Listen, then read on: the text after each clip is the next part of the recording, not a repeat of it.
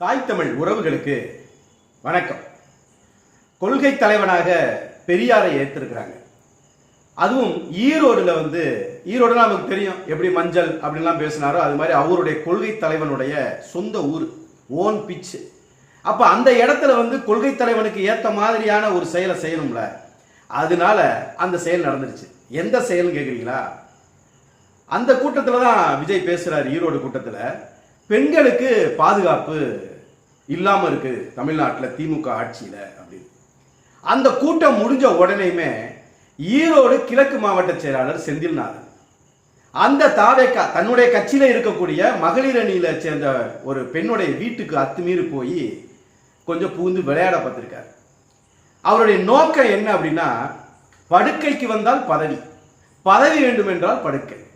ஈரோடுல அது நடக்கிறதுல ஒன்றும் ஆச்சரியப்படுறதுக்கு இல்லை. கொள்கை தலைவனா பெரியாரை சொல்லிட்டு ஈவேராவை சொல்லிட்டு இது நடக்கலைன்னா தான் நம்ம ஆச்சரியப்படணும். ஆனா நமக்கு வேதனை என்னன்னா, இவர் கொள்கை தலைவன் 5 பேரை சொல்லிட்டு அந்த மற்றவங்களை கேவலப்படுத்துறதை தான் நம்மளால ஏற்க முடியல. இப்ப ஈவேரா ராமசாமி நாயுடுவையும் காமராஜர் ஒன்னா, 5 கொள்கை தலைவரா, காமராஜர் ஒன்னா, வேலு நாச்சியார் பெரியார் ஈவேரா ராமசாமி நாயுடுக்கு இணையானவங்களா, அஞ்சலை அம்மாள் இவங்களுக்கு இணையானவங்களா, அம்பேத்கர் ஈவே ராமசாமி நாயுடுக்கு இணையானவரா அப்படின்னா அங்கதான் நமக்கு கொதிக்குது. இப்ப இவங்க யாருமே இல்லாம பெரியாரை மட்டும் வச்சிருந்தா கூட பரவாயில்ல. ஆனா நான்கு பேரை இங்கிட்டு வச்சுக்கிட்டு அந்த ஒரு ஆளை உள்ள சேர்க்கிறது ஒரு டம்ளர் பால்ல ஒரு துளி விஷம் கலந்த மாதிரி ஆயிடுச்சு. இதுதான் இன்னைக்கு நடந்திருக்குது. இன்னைக்கு என்ன சொல்றாங்கன்னா, அவரை பதவியில இருந்து இடைநீக்கம் பண்ணிட்டோம். எந்த திமுக ஆட்சி அது உடனே திமுகவுக்கு முட்டு கொடுக்குறோன்னு பேச வேணாம், அது நடக்கதான் செய்யுது. ஆனா அதை பேசுற யோக்கியதை உங்களுக்கு இருக்குதா? உங்க கூட்டத்தில் பேசுறீங்க, கூட்டம் முடிஞ்ச உடனே அது நடக்குது. அப்ப நீங்க சொல்றீங்கல்ல போட்டியே டிவிகேவா டிஎம்கேனா எதுல அப்படின்னு இருக்குல்ல, நீங்க பொத்தாம் பொதுவா தான் பேசிட்டு போறீங்க. போட்டியே டிவிகேவா டிஎம்கேவா, அது சரிதான். எதுல இதுலயா? அங்கிட்ட ஒரு ஆளு குண்டக மண்டக பேசிட்டு இருக்காப்ல, நந்தவனம் நந்தகுமார்னு. ஒண்ணு அவரை கூப்பிட்டு பேசாதையான்னு சொல்லுங்க, இல்ல பேசியான்னு சொல்லுங்க. அதை விட்டுட்டு அவரை பேச விட்டு அவன் என்னென்னவா பேசிட்டு இருக்கான். ஓட்டு போடலைன்னா ஓட்டு போடாதவங்க எல்லாம் விஷ வச்சு கொண்டுருவோங்கிறேன். அந்த ஈரோடுல நடந்த அந்த கூட்டத்தில் ஒருத்தர் ஸ்பீக்கர் பாக்ஸுக்கு மேலே ஏறி நின்று முத்தம் கேட்கிறான். உடனே இவர் இறங்குங்கிறார், நீ இறங்கினா உனக்கு முத்தம் கொடுப்பேங்கிறார். அப்ப இனிமேல் எல்லா பேரும் ஏறுவான்ல. அப்ப ஏறுனா இறங்க சொல்லுவார், இறங்கினா முத்தம் கொடுப்பேன்னு சொல்லுவார், முத்தம் கொடுப்பாரு. அப்படின்னு தானே வருவான். அதையுமே இந்த ஆள் என்ன சொல்றாருன்னா, அந்த நந்தவன நந்தகுமார்ங்கிற அந்த நகைச்சுவை நடிகர் என்ன சொல்றாருன்னா, அது சதிங்கிறாப்ல. எப்படி கரூர்ல சதியோ அதே மாதிரி சதி அப்படிங்கிறாப்ல. நாட்டில் இந்த பிரச்சனைலாம் போயிட்டு இருக்கும்போது இடையில இந்த மாதிரி ஒரு நகைச்சுவையான சில வலையொலிகளை நம்ம பார்க்குற மாதிரி தான் இருக்குது. களத்தில் இல்லாதவங்களோட எங்களுக்கு கவலை இல்லை அப்படிங்கிறாப்ல தாவேக்காவினுடைய தலைவர் விஜய். களம் முதல்ல என்னன்னு தெரியுமா? முதல்ல களம்னா என்னன்னு தெரியுமா? களம்னா இது மாதிரி கூட்டத்தை கூட்டி பேசிட்டு போறதுக்கு பேர் களம் அல்ல. களம் எது தெரியுமா? களம் கரூர்ல அந்த 41 பேர் செத்தான் பாருங்க. அந்த செத்தோட இந்த செய்தி வெளியே வந்துச்சுல, எல்லாத்தையும் தூக்கிட்டு ஓடினா பாருங்க ஆம்புலன்ஸ்ல, அதுதான் களம். அந்த களத்துல யார் நின்னது மட்டுமல்ல, களத்தை விட்டு ஓடுனது யார்? இன்னைக்கு திருப்பரங்குன்றம் அந்த பிரச்சனை பத்தி எரிஞ்சுக்கிட்டு இருக்கு. அது தீபக்கல் தானா இல்ல சர்வே கல்லா அப்படின்னா 2 முரண்பட்ட கருத்து இருக்கு. சரின்னு சொல்லு, தப்புன்னு சொல்லு, அதுல களம். அந்த களத்துல நீ என்ன செய்யற? அதை பத்தி அந்த களத்தை பத்தி பேசுறதே இல்லையா? அப்புறம் களத்துக்கு வர்றதெல்லாம் அடுத்த விஷயம். அந்த களத்துக்கு வர்றதே இல்லையா? அப்ப அதை என்ன செய்யறது? ஏன்னா காப்பாற்றப்பட்ட 2 பேர் இங்கிட்டு அரசியல் எதிரின்னு சொல்லக்கூடிய திமுகவும் கொள்கை எதிரின்னு சொல்லக்கூடிய பாஜக 2 பேரும் தான் உன்னை காப்பாத்திருக்காங்க கரூர் விஷயத்துல. 2 பேரையும் பேச முடியாது இல்லையா? இஸ்லாமியருக்காக பேசினா இந்துக்களை ஓட்டை போயிடும், இந்துக்களுக்காக பேசினா இஸ்லாமியரோட ஓட்டு போயிடும். இதை தவிர வேற என்ன இருக்கு? அப்ப அந்த திருப்பரங்குன்ற களத்துல உன்னுடைய பதில் என்ன அப்படின்னா அது இல்லை. சரி, இதையெல்லாம் விட்டு தள்ளு. நீ திருப்பரங்குன்றத்துக்கு வர வேணாம், நீ கரூருக்கு நீ பயந்துட்டு சார்ட்டர் ஃபிளைட் ஏறி ஓடி போயிரு, என்ன களத்தை விட்டே ஓடி போயிரு, அதெல்லாம் பிரச்சனை இல்லை. சரி, அதையெல்லாம் கூட விட்டுருவோமே. இந்த பத்திரிகையாளர் களம்னு ஒன்று இருக்குல்ல, ஊடக களம், அதுல என்னைக்காவது உட்காந்து ஒரு நாள், ஒரே ஒரு நாள் எங்க உட்காந்து பதில் பேசின்னு பார்ப்போம் அந்த களத்துல நின்று. அதே அண்ணன் சீமான் என்ன செய்யறாரு? யாரு கேட்டாலும் கேள்வி கேட்டாலும் சரியான பதில் சொல்றாருல.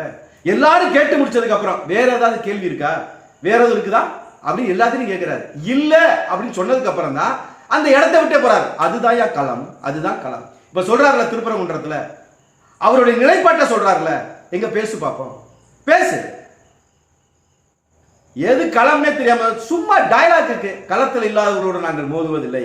எது களம், எது களத்தில் நின்னவங்க, எது களத்தில் நிற்காதவங்க எல்லாமே 2026 தேர்தல் வாக்கு எண்ணிக்கை போது தெரியும். கூடியிருக்கிற கூட்டம் ஒரு முட்டாப்பைய கூட்டம், பைத்தியக்கார பையில பூரா கூட்டு வச்சுக்கிட்டு அதுதான் உங்க அரசியல்னு காமிச்சுக்கிட்டு இது இன்னும் கேடுகட்ட நிலைக்கு தான் போகும். இந்த அரசியல் இந்த மாதிரியான அரசியல் வளர விட்டோம்னா இன்னும் கேடுகட்ட நிலைக்கு தான் போகும். இன்னைக்கு நடந்திருக்குதுல, மதுரையில இருந்து ராமேஸ்வரத்துக்கு இந்த வடக்கன்ஸ் எல்லாம் ரயில் ஏறி போயிருக்கான். போனவன்ல 100 பேர் டிக்கெட் எடுக்கல, 400 பேர் போயிருக்கான். 100 பேர் டிக்கெட் எடுக்கல, பிடிச்சிருக்காங்க. 24,000 ரூபாய் அபராதம் போட்டிருக்காங்க. ஜெய்கோ ஜெய்கோன்னு கத்திட்டு போயிட்டான். ஒன்னும் செய்ய முடியல. அவன் 400 பேர் இருக்கான். இது ரயில்வே பாதுகாப்பு படையில எத்தனை காவலர்கள் இருந்துட போறாங்க? அந்த காவலரே பதிவிடுறாரு, கேட்டதுக்கு எல்லாம் மொத்தமா வர்றாங்க, ஒன்னும் செய்ய முடியலங்கிறாரு. இதே மாதிரி நீ செஞ்சிருவியா? போய் இதே மாதிரி நீ எங்கேயாவது போய் இதே மாதிரி கூட்டமா நீ வடக்கன்ஸ் இருக்கக்கூடிய இடங்கள்ல போய் இதே மாதிரி பண்ணிட முடியுமா? தொடர்ச்சியாக ட்ரெயின்ல டிக்கெட் எடுக்காம போறதே இங்க வாடிக்கை. அதனாலதான் உனக்கு ஆச்சரியமா இருக்கு, டிக்கெட்லாம் கேட்கறாங்க அப்படின்னு. இன்னைக்கு நடந்திருக்கு ராமேஸ்வரத்துல. இப்படிப்பட்ட சூழல்ல எது களம்னே தெரியாம, எது அரசியல்னே தெரியாம, எதை பத்தி பேசணும்னே தெரியாம, சும்மா மணப்பாறைக்கு போனா முறுக்க பத்தி பேசுறது, திருநெல்வேலிக்கு போனா அல்வா பத்தி பேசுறது, மதுரைக்கு வந்தா மல்லிகைப்பூங்கிறது, இது எல்லாம் என்ன? இதுவா அரசியல்? சரி, அதுக்கு என்ன செய்ய போறோம்? முதல்ல இந்த மஞ்சளுக்கு, அந்த மஞ்சளுடைய இறக்குமதி ஏற்றுமதி இதெல்லாம் இதை பத்தியாவது ஏதாவது பேசியிருக்காரா? புலிவரம் பேசியிருக்காரா? சும்மா இங்கிட்டு வலது பக்கம் திரும்பி மஞ்சள், இடது பக்கம் திரும்பி மஞ்சள், மேல பார்த்து மஞ்சள், கீழே பார்த்து மஞ்சள், இப்படியே ஊருக்கு போனா ஏதாவது யூடியூப்ல உட்காந்து ஒவ்வொரு ஊரை பத்தி பேசிட்டு போயிட வேண்டியதானே. எது களம் எது களம் இல்ல, எது எங்க பேசணும்? ஈரோட்டோட பிரச்சனைகள் என்னன்னு பேசிருக்கீங்களா? ஈரோட்ல பிரச்சனையை பத்தி பேசியிருக்கோமா இது வரைக்கும்? இந்த மஞ்சள் பத்தி பேசக்கூடிய இதே விஜய் அங்க எத்தனை தொழிற்சாலை இருக்கு, ஏன் இல்லாம போச்சு? நாங்க வந்தா இப்படி எல்லாம் இந்த தொழிற்சாலைகளை கொண்டு வருவோம், ஏற்றுமதியை நாங்க இப்படி பெருக்குவோம், இந்த புள்ளி விவரங்கள் இருக்குமா? இருக்காது. அப்ப இதையெல்லாம் ஒட்டுமொத்து பார்க்கக்கூடிய மக்கள் தெளிவடையணும். ஒரு பக்கம் ரசிக மனப்பான்மை, திரை கவர்ச்சி, இதெல்லாம் தாண்டி இது அரசியலுக்கு உகந்ததா? திரையும் தரையும் ஒன்னா ஒப்பிட்டு பார்க்கணும். ஏதோ கூட்டம் கொடுது, ஏதோ பைத்தியக்கார பையெல்லாம் சேர்ந்து ஏதோ நடத்துறான் அப்படின்னா, இனி அடுத்து வந்து சேலம், நீங்க வேணா பாருங்க. இந்த சேலம் கூட்டத்தில் என்ன பேசுவார் அப்படின்னா, மாம்பழம் அப்படின்னு. வேற என்ன பேச போறாரு? சேலத்தில் இருக்கக்கூடிய பிரச்சனை பேசுவாரா? சேலத்தில் இருக்கக்கூடிய விளைச்சல், அங்க என்ன கிடைக்குது, அங்க உள்ள மக்களுடைய தற்சார்பு பொருளாதாரத்தை எப்படி உயர்த்தலாம், இதுவரைக்கும் அது எப்படி கேடுகட்டு போச்சுன்னு பேசுவாரா? பேச மாட்டார். சேலம்னா மாம்பழம் பேசுவார். இதை தவிர வேற எதுவும் பேச மாட்டார். நீங்க வேணா பாருங்க. பார்த்ததுக்கு அப்புறம் கூட நீங்க இதுல வந்து கருத்து பெட்டியில கூட போடுங்க, நாங்க சொன்னது உண்மையா இல்லையா அப்படிங்கறத கூட பேசுவோமே. இந்த சூழல்ல மக்களுக்கு நம்ம சொல்றது என்னன்னா, அழிவின் விளிம்பில் இருக்கக்கூடிய அன்னை தமிழ் சமூகம் இதை காப்பாற்றணும்னா இன்னைக்கு அரசியலா என்ன செய்யணும்? நாடு கேடுகட்டு போச்சு, 10 லட்சம் கோடி கடனுக்கு போயிருச்சு. ஆளுகிற தரப்பு இன்னைக்கு போதைப் பொருள் கலாச்சாரம் சர்வசாதாரணமா நடக்குது, சாதாரணமாக நடக்குது. 11ஆம் வகுப்பு படிக்கக்கூடிய மாணவிகள் குடிக்கிறாங்க, சின்ன சின்ன பிள்ளைகள் கஞ்சா குடிக்கிறான். அதை போய் வீட்லையும் பள்ளிக்கூடத்திலையும் சொன்ன பிள்ளைகளை அடிச்சு துவைக்கிறான். யாரு? சின்ன பிள்ளைங்க, 8ஆம் வகுப்பு படிக்கக்கூடிய 12 வயது 13 வயது மிக்க சின்ன சின்ன பிள்ளைகள். நீங்க சொல்லுங்க, 2021க்கு முன்னாடியும் இருந்துச்சு, ஆனால் 2021க்கு பிறகு இந்த போதைப் பொருள் கலாச்சாரம், இந்த டாஸ்மாக் கலாச்சாரம் இதுவெல்லாம் வளர்ந்திருக்குதா குறைஞ்சிருக்குதா அப்படி மட்டும் சிந்திச்சு பாருங்க. இப்படிப்பட்ட ஒரு சமுதாயம் நமக்கு தேவையான சிந்திச்சு பாருங்க. அறிவார்ந்த ஒரு இனம் இப்படி கேடுகட்டு போறதை பார்த்து கொதிச்சு எழுந்து நிக்கிறத விட சோர்வடையாம முன்னோக்கி போயிட்டு இருக்கிறவங்க யாருன்னு பாருங்க. அந்த மாதிரியான அரசியல்வாதிகளை இந்த நாட்டை தலைமையேற்க சொல்லுங்க. இதை தவிர வேற என்ன பேசுறதுக்குன்னு தெரியல. எது களம்னு தெரியாதவங்களுக்கு எது அரசியல்னு எப்படி தெரிஞ்சிரும்னு நீங்க கொஞ்சம் சிந்திச்சு பார்க்கணும். இதையெல்லாம் தாண்டி யாரை பத்தி பேசினாலும் அதனுடைய உட்கருத்து என்ன அப்படிங்கறதையும் சிந்திச்சு பாருங்க. இன்னைக்கு பெரியாரை பத்தி சொல்றோம், இன்னைக்கு ஈவேராசன் ராமசாமி நாயக்கரை பத்தி பேசுறோம், இதே ஈரோடுல தான் விஷயம் நடந்துச்சுன்னு சொல்லி பேசுறோம். எங்க அவரை பத்தி பேசுவோமா? அவரை பத்தி பேசணும்னா கொள்கை தலைவனா அவங்க ஏற்றிருக்கக்கூடிய அந்த கொள்கை தலைவரும் இந்த கட்சியில இவங்க இப்ப இந்த ஈரோட்ல இந்த செந்தில்நாதன்கிற அந்த நாமக்கலை சேர்ந்த கிழக்கு மாவட்ட செயலாளர் இந்த ஈரோட்ல வச்சு செஞ்சதும் எந்த விதமான ஆச்சரியத்தை ஏற்படுத்த போறது இல்ல.